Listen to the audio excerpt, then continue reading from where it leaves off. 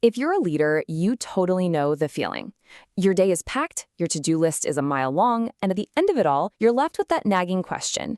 Did I actually move the needle today? Well, in this explainer, we're going to dive into some really powerful questions that can help shift you from just being busy to being truly impactful. So let's just start with the big one right here. Are you busy or are you impactful? It sounds so simple, right? But the answer, well, the answer is incredibly revealing. It's just so easy to get caught up in a whirlwind of activity, but all that motion doesn't always lead to the results we're actually aiming for. And this leads us straight into something I call the busyness trap. This is that state where the act of doing, answering every single email, being in every meeting, fixing every tiny problem, starts to block you from actually leading. It feels super productive, I get it, but it's often just a way of standing still. This comparison really nails the two mindsets. On one side, you've got the overwhelmed doer. They're always reactive, always putting out fires, and handing out answers. But on the other side, you see the conscious leader. They're focused on preventing fires in the first place, on inspiring people, and on asking the kinds of questions that empower their team. It's a huge shift from solving problems to building problem solvers. So, the big question is, how do we actually make that shift? Well, the solution is a philosophy that might sound a little weird at first. Do less, lead more. It's all about escaping that trap of constant doing to finally make space for strategic leading. Now, when I say do less, I don't mean do nothing. Not at all. It's about making a really conscious choice to shift from that reactive doing to a more strategic kind of leading. And the key to it all isn't a new set of actions. Nope.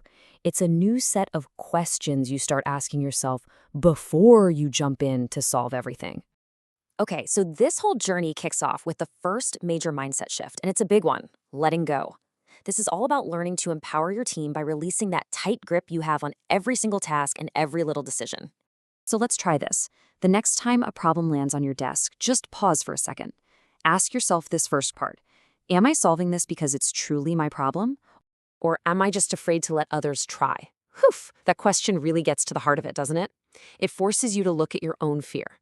The fear of letting go, the fear that a team member might fail, or maybe even the fear of not being needed for every little thing. And this naturally leads to the next question. What would happen if I just step back? More often than not, your team members will rise to the occasion. They'll grow, they'll learn new skills, and hey, they might even come up with a better solution than you would have.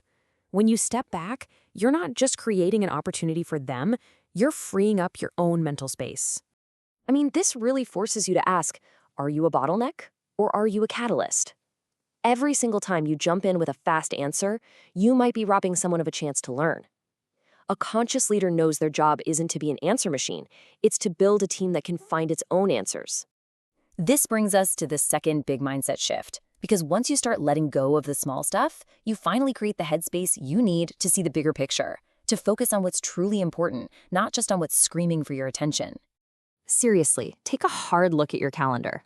Is it actually a reflection of your strategic priorities, or is it just a random collection of low-impact tasks?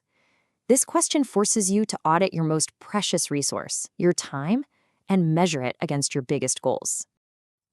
Modern work culture rewards speed.